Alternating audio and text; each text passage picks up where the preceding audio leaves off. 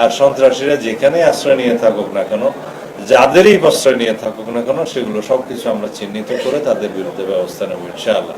আমরা চট্টগ্রামের সকল মাননীয় সংসদ সদস্যগণ এখানে আছেন, এখানে আমাদের সিটি মেয়র আছেন এবং মাননীয় প্রতিমন্ত্রী আছেন মীর হেলাল সাহেব, পুলিশ ডিপার্টমেন্টের হেড অব দি ডিপার্টমেন্ট আছেন, আইজিপি আছেন, স্বরাষ্ট্র মন্ত্রণালয়ের সিনিয়র সচিব আছেন, বিজিবির ডাইরেক্টর জেনারেল আছেন জেনারেল আশরাফ, আমাদের আইজি প্রিজন সাহেব আছেন, divisional commissioner, CMP commissioner, DIG, SP, DC, বিভাগীয় কমিশনার সবাই আছেন এবং অন্যান্য ডিপার্টমেন্টের আমাদের র্যাবের এখানকার লোকাল চিফ আছেন, অন্যান্য ডিপার্টমেন্টের সমস্ত কর্মকর্তারা আছেন, সামরিক বেসামরিক অনেক কর্মকর্তা আছেন। এটা একটা হাইয়েস্ট লেভেল মিটিং চট্টগ্রামের। আমরা এই জন্যই মিলিত হয়েছি যে দেশে আইনের শাসন প্রতিষ্ঠা করতে হবে কার্যকরভাবে, জনপ্রত্যাশা অনুযায়ী। সুতরাং এখানে সন্ত্রাসীদের অভয়ারণ্য যেখানেই থাকুক নির্মূল করতে হবে। রাষ্ট্রকে চ্যালেঞ্জ করার মতো যে দুঃসাহস সন্ত্রাসীরা দেখিয়েছে সেটাকে আমরা যথাযথভাবে অ্যাড্রেস করব। এবং এই এলাকায় সলিমপুর, জঙ্গল সলিমপুর, আলীনগর, এই টোটাল এলাকায় এবং সারাউন্ডিং যে সমস্ত এরিয়া আছে এগুলোর রোড নেটওয়ার্ক আমাদেরকে এস্টাবলিশ করতে হবে। কিন্তু আমরা এখানে যারা বাসিন্দা যে কোনোভাবেই হোক তারা এখানে আশ্রয় নিয়েছিল, তাদের জন্য আমরা পুনর্বাসনের ব্যবস্থা করব এবং তাদেরকে কাউকেই উচ্ছেদ করা হবে না। আমরা এখানে সরকারি যে সমস্ত স্থাপনা করতে চাই, যে সমস্ত একাডেমি করতে চাই, সেগুলোর জন্য জায়গা নির্ধারণ করার জন্য আমরা আজকে ম্যাপ নিয়ে সমস্ত ডিপার্টমেন্টাল হেডদের সাথে আলোচনা করেছি এবং এগুলো বাস্তবায়ন কিভাবে করা হবে সেটা আমরা পরীক্ষা নিরীক্ষা করে দেখেছি। আমরা প্রাথমিকভাবে এখানে চট্টগ্রামের জেলখানা যে স্থানান্তর হওয়ার কথা বা এই যে লিং রোডের পাশে সেই জায়গাটা আমরা দেখেছি এবং আরো প্র্যাকটিক্যালি ভিজিট করার জন্য সংশ্লিষ্ট কর্মকর্তাগণ যাবেন।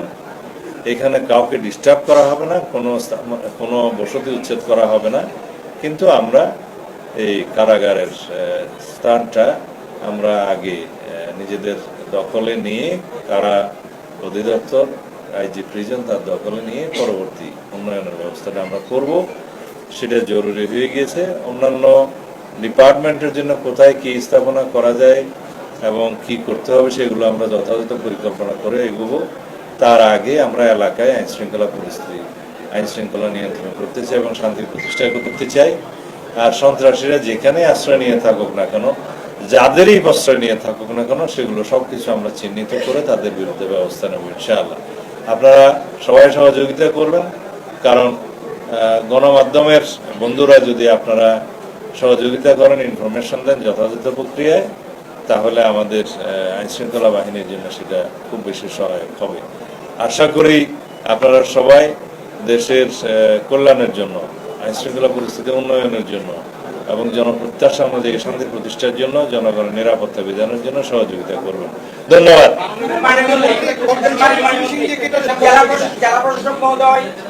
আগে একটা গণমাধ্যমে বলেছেন তারা নিজস্ব বাহিনী নিয়ে, সেটা পুলিশ বাহিনীর মধ্যে একটা তৈরি করছে।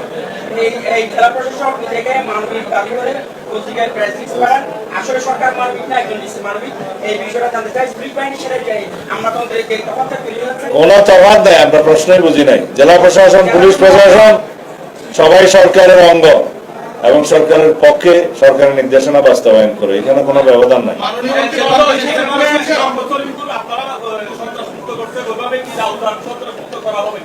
অবশ্যই রাউজান, রাঙ্গুনিয়া, ফটিকছড়ি, বোয়ালখালী সবকিছু অ্যাড্রেস করা হবে। এগুলো সমন্বিতভাবে প্ল্যান হচ্ছে। এই রাষ্ট্রের বাইরে নাকি? খালাস, নেক্সট।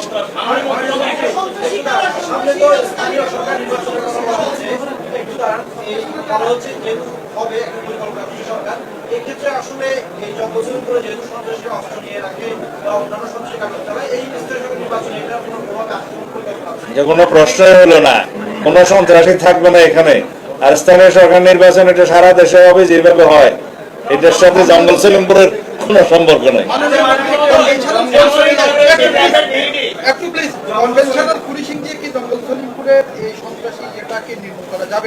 কনভেনশনাল পুলিশিং কে বললো? ঐতিহ্যবাহী পুলিশ, তার সাথে বিজিবি ছিল, র্যাব ছিল, মিলিটারি ছিল, অন্যান্য বাহিনী ছিল, হেলিকপ্টার সাপোর্ট নিয়েছিল, 4000 বাহিনী গিয়েছে। তো এখানে শুধুমাত্র কনভেনশনাল পুলিশ কোথায় গেল? সবাই রাষ্ট্রের পক্ষে, রাষ্ট্রের বাহিনী রাষ্ট্রের কল্যাণে জনগণের সাথে কাজ করবে, জননিরাপত্তার জন্য কাজ করবে। সবাই আমরা এক।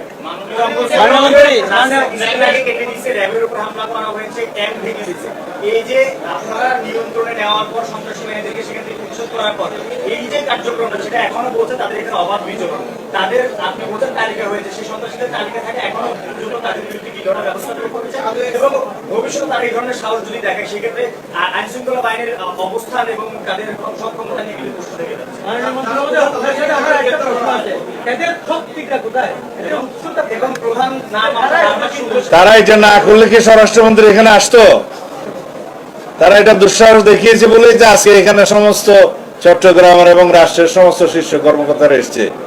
আমরা রাষ্ট্রীয় বাহিনীকে যারা চ্যালেঞ্জ করার মতো, হামলা করার মতো দুঃসাহস দেখিয়েছে, তাদের আশ্রয়স্থল কোথায় দেখতে চাই এবং তাদের সর্বশেষ আস্তানাও আমরা নির্মূল করব।